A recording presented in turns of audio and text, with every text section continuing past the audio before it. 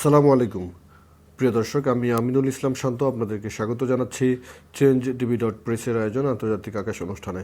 এই অনুষ্ঠানে আমরা আন্তর্জাতিক প্রসঙ্গ নিয়ে বিশ্লেষণ করে থাকি। আজকে কথা বলবো মার্কিন যুক্তরাষ্ট্রের নবনির্বাচিত প্রেসিডেন্ট জো বাইডেন সৌদি আরবের নিকট আসলে কি চাইছেন। কম আলোই হতে পারে চোখের ক্ষতির একটি কারণ। ব্যবহার করুন সুপারস্টার এলইডি, যা দেয় সঠিক মাত্রার আলো।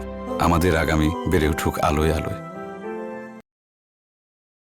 প্রিয় দর্শক, সৌদি যুবরাজ মোহাম্মদ বিন সালমানকে নিয়ে কিন্তু এখন বেশ আলোচনা চলছে, বিশেষ করে মার্কিন যুক্তরাষ্ট্র কী পদক্ষেপ নেবে। এর মধ্যেই আমরা জানতে পারলাম যে সাংবাদিক জামাল খাশোগি হত্যাকাণ্ড নিয়ে যুক্তরাষ্ট্রের বহুল কাঙ্ক্ষিত গোয়েন্দা প্রতিবেদন প্রকাশের ধারাবাহিকতায় সৌদি আরবের বিষয়ে এই আগামীকালকে অর্থাৎ আগামীকাল সোমবার একটি ঘোষণা দেবেন মার্কিন প্রেসিডেন্ট জো বাইডেন। গতকাল শনিবার তিনি একথা জানিয়েছেন গণমাধ্যমকে, আর আজ রোববার বার্তা সংস্থা রয়টার্সের এক প্রতিবেদনে এইসব তথ্য উঠে আসে।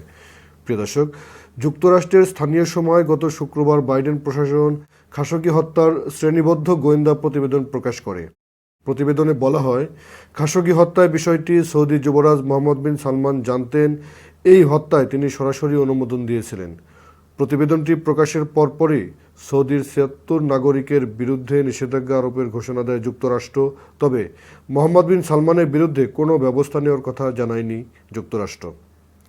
খাশোগি হত্যায় সৌদি যুবরাজ মোহাম্মদ বিন সালমানকে দায়ী করা হলেও তাকে কোনো শাস্তি না দেওয়ায় বাইডেন প্রশাসন সমালোচনার মুখে পড়েছেন।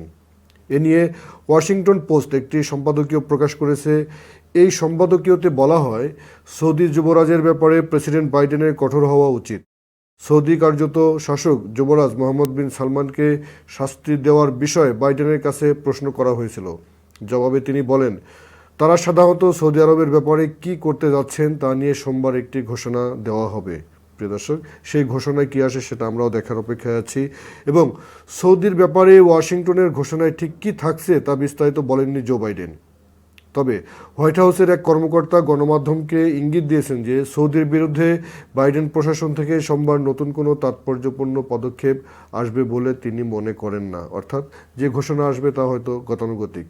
প্রিয় দর্শক, যুক্তরাষ্ট্রের গোয়েন্দা প্রতিবেদন প্রকাশের পর শুক্রবার সৌদি আরব একটি বিবৃতিও দিয়েছে। বিবৃতিতে যুক্তরাষ্ট্রের গোয়েন্দা প্রতিবেদনে খাশোগি হত্যায় সৌদি যুবরাজ মোহাম্মদ বিন সালমানকে দায়ী করে যে কথা বলা হয়েছে তা নাকচ করা হয়েছে এবং বিবৃতিতে বলা হয়েছে, প্রতিবেদনে সৌদি আরবের নেতৃত্ব সম্পর্কিত নেতিবাচক, মিথ্যা ও অগ্রহণযোগ্য মূল্যায়ন সৌদি সরকার পুরোপুরি প্রত্যাখ্যান করেছে। প্রতিবেদনটি ভুল তথ্য ও সিদ্ধান্তে ভরা। আগের মতোই সৌদি আরব দাবি করছে যে এই জঘন্য হত্যাকাণ্ড ঘটিয়েছে একদল দুর্বৃত্ত। প্রিয় দর্শক, খাশোগি ছিলেন ওয়াশিংটন পোস্ট পত্রিকার কলাম লেখক। আপনারা অনেকেই জানেন, আমি আবারও পুনরায় স্মরণ করে দেওয়ার জন্য বলছি যে মার্কিন যুক্তরাষ্ট্রের ওয়াশিংটন পোস্ট পত্রিকার কলাম লেখক ছিলেন জামাল খাশোগি। তিনি সৌদি যুবরাজ মোহাম্মদ বিন সালমানের কড়া সমালোচক ছিলেন। খাশোগি তার বিয়ের জন্য কাগজপত্র আনতে ২০১৮ সালের ২ অক্টোবর তুরস্কের ইস্তাম্বুলে সৌদি কনসুলেটে যান। সেখানে তাকে শ্বাসরোধ করে হত্যা করা হয়। পরে তার লাশ টুকরা টুকরা করে গুম করা হয়। তার দেহাবশেষ এখনও পাওয়া যায়নি। খাশোগি হত্যার পরপরই অভিযোগ ওঠে, সৌদি যুবরাজ মোহাম্মদ বিন সালমানের সম্মতি ও নির্দেশ ছাড়া এই হত্যাকাণ্ড ঘটানো সম্ভব ছিল না। তবে সৌদি আরব এই অভিযোগ অস্বীকার করে আসছে বরাবরই। প্রিয় দর্শক, খাশোগি হত্যার ঘটনায় যুক্তরাষ্ট্রের তৎকালীন প্রেসিডেন্ট ডোনাল্ড ট্রাম্পের প্রশাসন সৌদি আরবের বিরুদ্ধে কোনো ব্যবস্থাই নেয়নি। প্রেসিডেন্ট নির্বাচনের প্রচারণায় বাইডেন বলেছিলেন, খাশোগি হত্যায় ট্রাম্প যে পথে হেঁটেছেন তিনি প্রেসিডেন্ট নির্বাচিত হলে সেই পথে হাঁটবেন না। সৌদির জ্যেষ্ঠ নেতাদের শাস্তি দেবেন তিনি। কিন্তু প্রেসিডেন্ট নির্বাচিত হওয়ার পর বাইডেন তার আগের অবস্থান থেকে সরে এসেছেন বলেই মনে হচ্ছে। প্রিয় দর্শক, তুরস্কের রাজধানী ইস্তাম্বুলের সৌদি কনসুলেটে ২০১৮ সালে সাংবাদিক জামাল খাশোগি খুনের ঘটনায় সৌদি আরবের সাবেক এক কর্মকর্তা ও রাজকীয় একটি বাহিনীর উপর আর্থিক নিষেধাজ্ঞার পাশাপাশি দেশটির ৭৬ নাগরিকের উপর ভিসা নিষেধাজ্ঞা দিয়েছে যুক্তরাষ্ট্র, যে কথাটি আমি আগেই বলেছি। এবং খাশোগি হত্যাকাণ্ডে সৌদি ক্রাউন প্রিন্স অনুমোদন দিয়েছিলেন বলে মার্কিন গোয়েন্দা প্রতিবেদন প্রকাশ হওয়ার পরপরই ওয়াশিংটনের রিয়াদের বিরুদ্ধে এ পদক্ষেপ নিল। এবং গোয়েন্দা প্রতিবেদনে মোহাম্মদ বিন সালমানকে ভিন্ন মতাবলম্বী সাংবাদিক খুনে দায়ী করা হলেও শুক্রবার যুক্তরাষ্ট্র সরাসরি তার উপর কোনো নিষেধাজ্ঞা দেয়নি। সৌদি ক্রাউন প্রিন্সের সঙ্গে যে কাজের সম্পর্ক বজায় থাকে তা নিশ্চিত করতে তার উপর কোনো ধরনের নিষেধাজ্ঞা দেওয়া হয়নি বলে ইঙ্গিত দিয়েছেন বাইডেন প্রশাসনের জ্যেষ্ঠ এক কর্মকর্তার একথা বলেছেন, অর্থাৎ বাইডেন প্রশাসনের। তিনি বলেছেন যে যুক্তরাষ্ট্রের নেওয়া পদক্ষেপের উদ্দেশ্য হচ্ছে সম্পর্কের পুনর্মূল্যায়ন, ফাটল ধরানো নয়। গত বছর প্রেসিডেন্ট নির্বাচনের প্রচারণায় বাইডেন সৌদি আরবের সঙ্গে সম্পর্ক পুনর্মূল্যায়নের আশ্বাস দিয়েছিলেন। তারই ধারাবাহিকতায় খাশোগি হত্যাকাণ্ড সংক্রান্ত গোয়েন্দা প্রতিবেদন প্রকাশ এবং সৌদি নাগরিকদের উপর যে ৭৬ জনের উপরে নিষেধাজ্ঞা, এসব পদক্ষেপ এলো বলেই ভাষ্য বিভিন্ন পর্যবেক্ষকের। তবে বাইডেনের আগের প্রেসিডেন্ট ডোনাল্ড ট্রাম্পের প্রশাসন বিশ্বের শীর্ষ তেল উৎপাদক দেশ সৌদি আরবের একের পর এক মানবাধিকার লঙ্ঘনকে ছাড় দিয়ে গিয়েছিলেন বলে সমালোচকরা অভিযোগ করে আসছেন বরাবরই। আর শুক্রবার যুক্তরাষ্ট্রের অর্থ মন্ত্রণালয় খাশোগি খুনের ঘটনায় সৌদি আরবের গোয়েন্দা সংস্থার সাবেক উপপ্রধান আহমেদ আল আসিরি এবং Saudi royal guards rapid intervention ফোর্সের উপর নিষেধাজ্ঞা দেয়। খাশোগি হত্যাকাণ্ডে রিফের ভূমিকার বিষয়টি সাম্প্রতিক সময়ে প্রকাশিত মার্কিন গোয়েন্দা প্রতিবেদনে চলে এসেছে এবং বিবৃতিতে বলা হয়েছে যে মার্কিন অর্থমন্ত্রী জ্যানেট ইয়েলেন বলেন, জামাল খাশোগিকে নির্মমভাবে হত্যায় জড়িতদের অবশ্যই তাদের জবাবদিহিতার মুখোমুখি করতে হবে। প্রিয় দর্শক, আসলে জো বাইডেন কি চাইছেন? পছন্দসই শাসক ও সৌদি থেকে ব্যাপক আর্থিক লাভ, তেল এবং অস্ত্র বিক্রির ব্যবসাকে টিকিয়ে রাখতে, নাকি অন্য কিছু? আমরা দেখছি যে নির্বাচনের আগে, অর্থাৎ নির্বাচনে জয়ী হবার আগে বাইডেন প্রশাসন বা জো বাইডেন নিজেই বারবার বলছিলেন যে জামাল খাশোগি হত্যাকাণ্ডের জন্য সৌদি আরবের জ্যেষ্ঠ শাসকদেরকে তিনি শাস্তি দেবেন। কিন্তু এখন দেখা যাচ্ছে যে একটি প্রতিবেদন, লোক দেখানোর জন্য একটি প্রতিবেদন প্রকাশ করলেও সেখানে যাদের উপরে নিষেধাজ্ঞা দেওয়া হয়েছে সেই নিষেধাজ্ঞায় যেমন একদিকে এমবিএস বা মোহাম্মদ বিন সালমান নেই, সৌদি যুবরাজ, আবার অন্যদিকে যেটি দেখা যাচ্ছে তারা বলছেন যে সৌদি আরবের সম্পর্কে তারা ফাটল ধরাতে চান না, তারা সম্পর্ক পুনর্মূল্যায়ন করতে চান। আসলে এই পুনর্মূল্যায়ন বলতে কি বোঝাতে যাচ্ছেন তারা?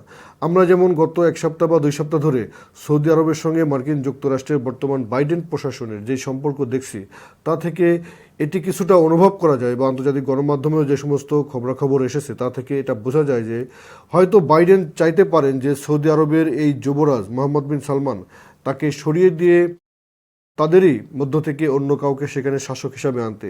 যেমন এই মোহাম্মদ বিন সালমানের সঙ্গে কিন্তু বাইডেন কথা বলতে চাননি, তিনি তার সমকক্ষ বয়সের বা তার সমকক্ষ ব্যক্তি হিসাবে বাদশার সঙ্গে কথা বলেছেন, বাদশার সঙ্গে ফোনে কথা বলেছেন এবং কথা বলার পরপরই কিন্তু এই রিপোর্ট প্রকাশ করা হয়েছে এবং বাদশার সঙ্গে কি কথা হয়েছে সেটি এখনও প্রকাশ করা হয়নি। এবং তার আগে এক ধরনের আলোচনা সমালোচনা চলতেছিল যে হয়তো মোহাম্মদ বিন সালমানকে সরিয়ে দেওয়া হবে, সেটি চাইবেন বাইডেন। কারণ মোহাম্মদ বিন সালমান ট্রাম্প প্রশাসনের সঙ্গে, বিশেষ করে ডোনাল্ড ট্রাম্পের সঙ্গে বা ডোনাল্ড ট্রাম্পের জামাতা জ্যারেড কুশনারের সঙ্গে এত বেশি মিশে গিয়েছিলেন বা এত বেশি তাদেরকে সুযোগ সুবিধা তাদের সঙ্গে আদান প্রদান করেছেন যে মোহাম্মদ বিন সালমানের বিরুদ্ধে বাইডেন একহাত নেবেন। কিন্তু এখন মনে হচ্ছে যেন তারা সেটি হয়তো পুনর্মূল্যায়ন করবেন, হয়তো মোহাম্মদ বিন সালমানকে রেখেই তারা সেখান থেকে আরও অনেক বেশি, অর্থাৎ ডোনাল্ড ট্রাম্প প্রশাসন সৌদি আরবের নিকট থেকে যে সমস্ত সহযোগিতা নিয়েছে, অর্থাৎ যে সমস্ত সেখান থেকে বেনিফিট নিয়েছে, সেই বেনিফিটকে আরও অধিক মাত্রায় নেবার জন্যই এক ধরনের দর কষাকষি চলছে বলেই মনে হয়। হয়তো এই প্রধান তেল উৎপাদক দেশ সৌদি আরবের যে তেল, এই তেলের দিকে তাদের আগে থেকেই বা দীর্ঘ আমেরিকার শাসনের যেই ইতিহাসে তাদের যে নজর ছিল এই তেলের দিকে, হয়তো সেই নজর থেকে বাইডেন প্রশাসনও সরতে পারছেন না বা তেল বিক্রিত অর্থ তারা কিভাবে নিজেদের কাজে ব্যবহার করবে তার জন্য নতুন নতুন প্রক্রিয়া চালু করা বা সেখানে আরও অনেক বেশি ভয়ভীতি দেখিয়ে বা শাসক গোষ্ঠীর সঙ্গে তারা দর কষাকষি করে এমন একটি পর্যায়ে নিতে চায় বা ভবিষ্যতে এখন হয়তো বলছে যে তারা ইয়েমেনে যেভাবে সৌদি জোট বা সৌদি নেতৃত্বাধীন জোট যেভাবে হামলা করে মানবাধিকার লঙ্ঘন করছে, এই জন্য সৌদি আরবের নিকট আর অস্ত্র বিক্রি করবে না। কিন্তু কদিন পরেই কিন্তু এই বাইডেন ভিন্ন কথা বলতে পারেন। এই বাইডেন বা বাইডেন প্রশাসনের লোকজন কদিন পরে বলতে পারেন যে আমরা এখন সৌদি আরব আর ইয়েমেনে হামলা করছে না, সুতরাং সেখানে মানবাধিকার লঙ্ঘনের ঘটনা ঘটছে না, এখন আমরা সৌদি আরবের নিকট অস্ত্র বিক্রি করব। অর্থাৎ ওইদিকে থামিয়ে এসে আবার পুনরায় অস্ত্র বিক্রি করা। বুঝতে হবে যে এ সব কিছুই হচ্ছে বিজনেস, এগুলো হচ্ছে প্রকল্প এবং রাষ্ট্রীয় বিজনেস। এই রাষ্ট্রীয় বিজনেস আর রাষ্ট্রীয় সন্ত্রাসবাদ গোটা বিশ্বের বিভিন্ন অঞ্চলে, বিভিন্ন দেশে, বিভিন্ন রাষ্ট্র সরকার বিভিন্নভাবে পরিচালনা করে থাকে।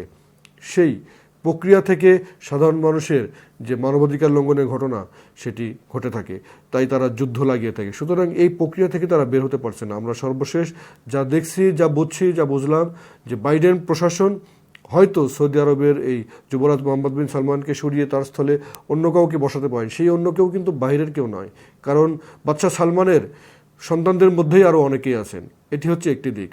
আর আরেকটি হচ্ছে যে সেখানে বর্তমান তাকে ক্ষমতায় অব্যাহত রেখেই, যুবরাজকে ক্ষমতার আসনে রেখেই তার কাছ থেকে অধিক পাবার জন্য বা তার নিকটে গোপনে আরও অনেক বেশি দেন দরবার চুক্তি করার জন্যই তারা হয়তো এখন সাময়িক চাপের মধ্যে রেখেছে, সেটিও হতে পারে। সুতরাং সেই সমস্ত খেলা দেখার জন্য আমাদেরকে অপেক্ষা করতে হবে। সবাই ভালো থাকুন। অনুষ্ঠানটি দেখার জন্য ধন্যবাদ।